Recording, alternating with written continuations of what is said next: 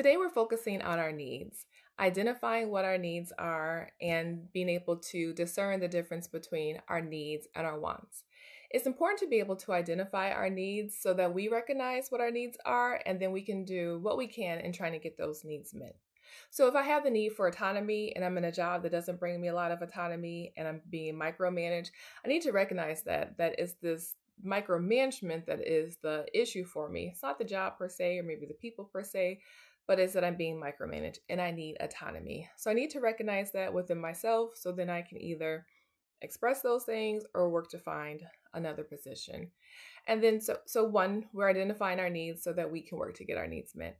And then two, we want to know what our needs are so we can express them to others. So that same need for autonomy at that job, maybe that's a conversation I need to have with my superior or who I feel like is micromanaging me.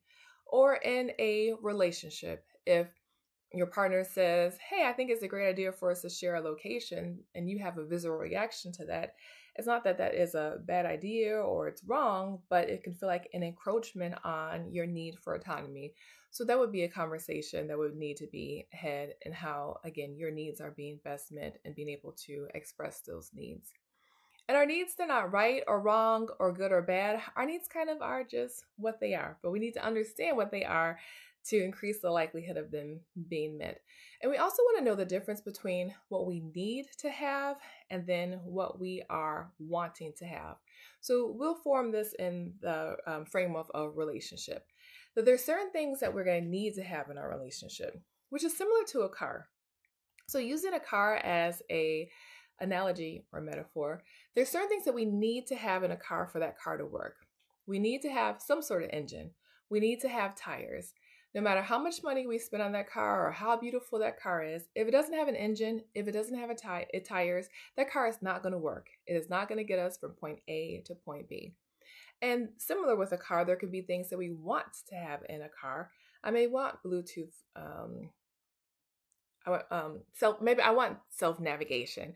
I want there to be Bluetooth capabilities in it. I want leather interior. Now, when I have those things in a car, it's fun to be in a car. I enjoy being in a car. Look how beautiful my car is.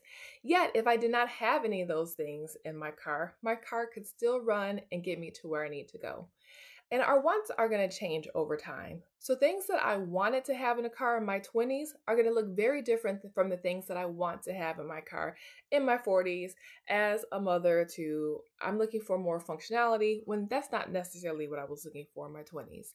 That our wants can change over time. But our needs tend to stay pretty static where they're not changing. That the things that you need now in a relationship might not look too different from things that you needed in past relationships. So, for example, I need fidelity in my relationship, and I may want flowers. I want date nights. Now, someone can do an excellent job of giving all sorts of bouquets of flowers and having wonderful dates. But if my need for fidelity is not being met, there is no amount of flowers that is going to make me feel satisfied in the relationship. Now, if my partner is faithful to me, but they do not do a great job in planning date nights or buying me flowers, there could be annoyance or disappointment in the relationship. However, the strength of the relationship remains intact because my needs are being met.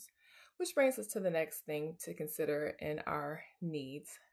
We have varying needs. We have lots of different needs. And we also need to be able to categorize what the needs are so that we could best put those needs in the places that they need to go.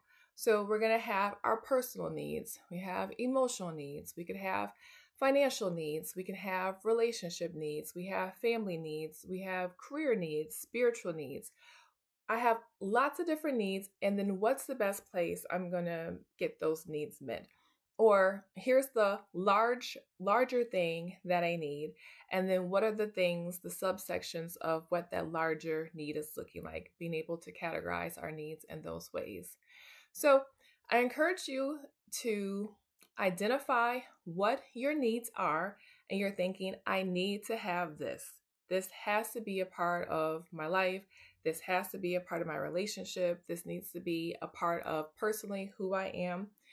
What your needs are, making sure that your needs and your wants are not being categorized the same way, and then looking across a different spectrum of personal needs, emotional needs, relationship needs.